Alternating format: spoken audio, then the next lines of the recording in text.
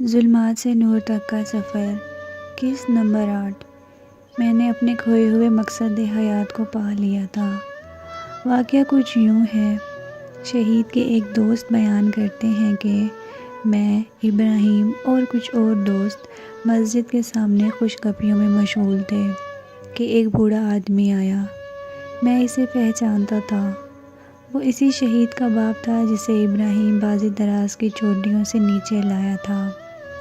سلام جواب کے بعد اس نے خاموشی توڑتے ہوئے کہا، آغا ابراہیم، تمہارا بہت شکریہ، تم نے تکلیف اٹھائی، مگر میرا بیٹا۔ کچھ دیر خاموش رہنے کے بعد گویا ہوا، میرا بیٹا تم سے ناراض ہے۔ ابراہیم کے چہرے پر ہمیشہ رہنے والی مسکراہٹ غائب ہو گئی۔ اس نے پوچھا، مگر کیوں؟ بوڑھا شخص رہاسا ہو گیا اور اس کی آنکھیں آنسوؤں سے تر ہو گئیں۔ کانپتی ہوئی آواز سے کہنے لگا، کل رات میں نے اپنے بیٹے کو خواب میں دیکھا۔ اس نے مجھ سے کہا، جس وقت ہم معاذ کی سرزمین پر گمنام و بے نشان پڑے ہوئے تھے تو مادر سادات حضرت زہرا سلام اللہ علیہا ہر رات ہمارے پاس آتی تھیں، لیکن اب ایسا کچھ بھی نہیں رہا۔ میرے بیٹے نے یہ بھی کہا کہ گمنام شہداء حضرت زہرا سلام اللہ علیہا کے خاص مہمان ہوتے ہیں۔ میں نے ابراہیم کی طرف دیکھا، اس کی آنکھوں سے موٹے موٹے آنسو اس کے رخساروں پر پھسلتے ہوئے نیچے گر رہے تھے۔ میں اس کی سوچ پڑھ سکتا تھا۔ اس نے اپنی کھوئی ہوئی چیز ڈھونڈ لی تھی، گمنامی۔ ابراہیم کہا کرتا تھا کہ میں شہادت کو بہت پسند کرتا ہوں، مگر یہ چاہتا ہوں کہ سب سے خوبصورت شہادت میرے نصیب میں ہو۔ میں نے حیران ہو کر اسے دیکھا، آنسوؤں کے قطرے اس کی آنکھوں سے بہنے لگے۔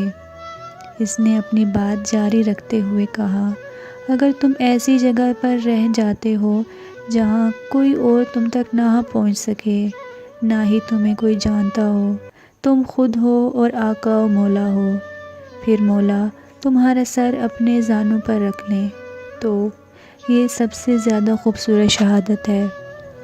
میں نے کہا، ابراہیم بھائی، خدا کا واسطہ ایسی باتیں تو نہ کرو۔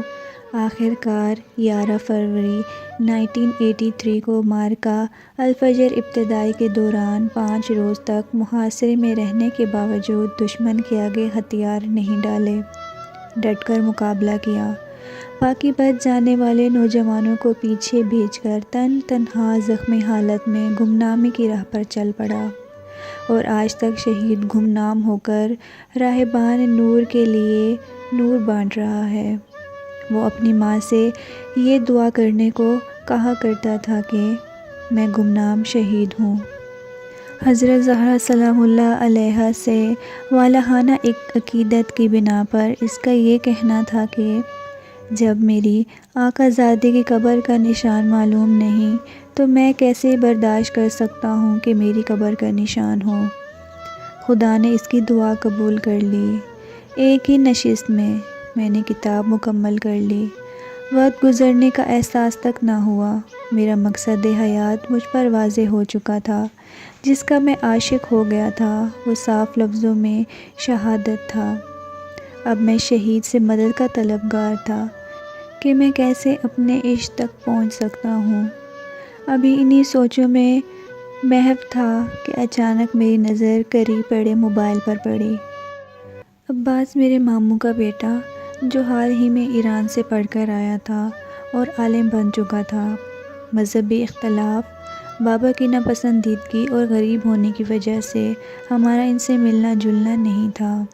مجھے تو ویسے بھی فرصت نہ ہوتی تھی اور نہ ہی میں ان کو پسند کرتا تھا، فقط ماں کو کبھی کبھار ملنے کی اجازت تھی۔ عباس کی شادی پر جب ماں کو لینے گیا تب اس سے حال احوال ہوا تھا بس، اور اس کا نمبر میرے پاس سیو تھا۔ جب ماں ان کی طرف تھیں تو ان کی خیریت دریافت کر لیا کرتا تھا۔ مجھے اس خیال نے چونکا دیا اور میں نے تیزی کے ساتھ موبائل ہاتھ میں لیا اور عباس کا فون نمبر تلاش کرنے لگا۔ سرچ آپشن پر عباس لکھا تو 3 نمبر آ گئے۔ جن میں 2 میرے دوستوں کے تھے، مگر عباس کا نمبر کون سا ہے یہ کنفرم ہونے میں مجھے دیر نہیں لگی، کیونکہ صاف ظاہر تھا کہ جس نمبر پر بمشکل 1 یا 2 مرتبہ کال کی تھی وہی عباس میرے ماموزاد کا نمبر تھا۔ سلام Abbas, are you free? I wanna talk to you, Maisam is here. Message send کیا اور انتظار کرنے لگا۔ میسیج ڈیلیور تو ہو گیا مگر اس نے ریسیو نہیں کیا۔ 12:09 رات کی اس پہر میں اس کے جواب کا منتظر ہوں۔ وہ سو چکا ہوگا، صبح دیکھے گا تو بات کر لوں گا، خود کو سمجھاتے ہوئے۔ اور صبح ہونے کے بعد عباس کے ساتھ ہونے والی گفتگو اور شہید کی طرف سے ملنے والا اشارہ کہ جس سے میں عباس کی جانب متوجہ ہوا، ضرور وہ کوئی رہنمائی کرے گا۔ انہی سب باتوں پر غور کرتے کرتے نہیں خبر کہ کب میری آنکھ لگ گئی۔ خواب میں شہید سے ملاقات ہوئی۔ دعویٰ عشق بھی کرتے ہو اور ابھی تک محو خواب ہو؟ شہید نے خوبصورت مسکراہٹ کے ساتھ مجھ سے سوال کیا۔ مطلب سمجھانے سے قاصر ہوں، وضاحت نہیں فرمائیں گے تاکہ سمجھ سکوں؟ میں نے مؤدبانہ گزارش کی۔ کیا عاشق معشوق کی لیاقت و قربت نہیں چاہتا؟ دیدار یار اور ملاقات کی تمنا نہیں رکھتا؟ شہید نے پاکیزہ نگاہوں سے مجھے دیکھتے ہوئے سوال کیا۔ کیا ایسا ممکن ہے؟ یعنی اگر کوئی وصال یار کی حسرت نہ رکھتا ہو تو عاشق کیسے ہو سکتا ہے؟ شہید کی دل نشین مسکراہٹ سے ظاہر تھا کہ میں نے درست جواب دیا ہے۔ خوب۔ ایک گہری سانس لیتے ہوئے شہید نے اپنی بات کا آغاز کیا۔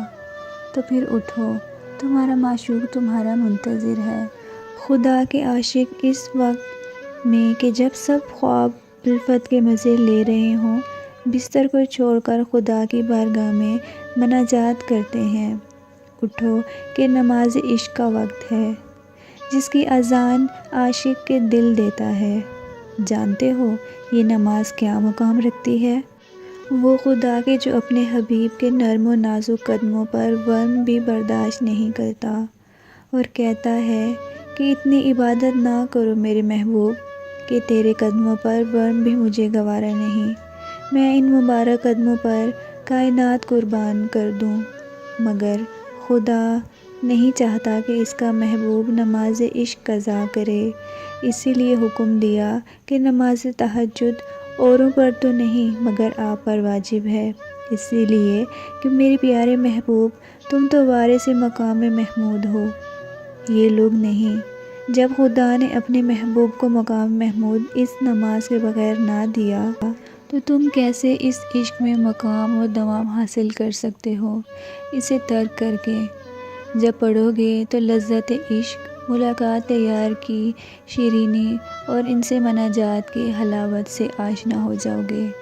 جب انسان اس عشق کا عادی ہو جائے تو پھر یہ نماز عشق قضا نہیں ہوتی، چاہے وہ شب عاشور سید شہداء ہوں یا شام غریباں شریکۃ الحسین ہوں، یا چاہے بیمار سید سجاد کی کمر، بن پالان اونٹ اور ظالم کے تازیانوں کی بارش ہو۔ جانتے ہو کیوں؟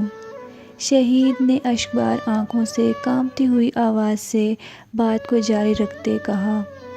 معشوق کی قربت اور اس کی رضا اور سرور دیتی ہے کہ پھر اگر شام غریباں بھی ہو، حسین علیہ السلام جیسا پاکیزگی کا محور اور عباس جیسا وفا کا علمبردار بھی آنکھوں کے سامنے ٹکڑے ٹکڑے اور پامالی کی حالت میں پڑا ہو، پھر بھی وفا کی ملکہ کی نماز عشق قضا نہیں ہوتی۔ اسی نفس مطمئنہ کا راز یہی عشق تھا، کیونکہ ہر واجب کی قضا خدا نے رکھی ہے مگر عشق وہ واجب ہے کہ اس کی قضا نہیں ہے۔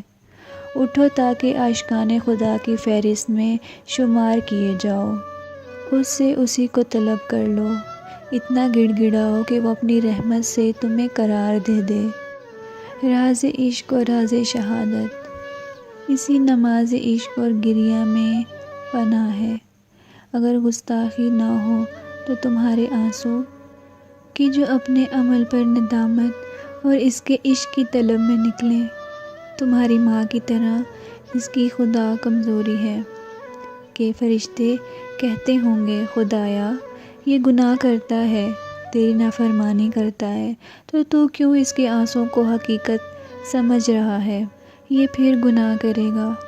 مگر خدا کہتا ہوگا تم مجھ سے زیادہ تو علم نہیں رکھتے، دیکھ نہیں رہے میرا بندہ مجھ سے طلب کر کے رو رہا ہے، مجھے کہہ رہا ہے کہ اس سے غلطی ہو گئی ہے، میرے سوا اس کا ہے ہی کون جو اس اضطراب میں قرار دے اسے۔ مجھ پر شہید کے عشق سے لبریز باتوں کا سحر طاری ہو گیا تھا اور میری روح کو تسکین دے رہی تھیں کہ اچانک میری آنکھ کھل گئی۔ جاری ہے ظلمات سے نور تک کا سفر۔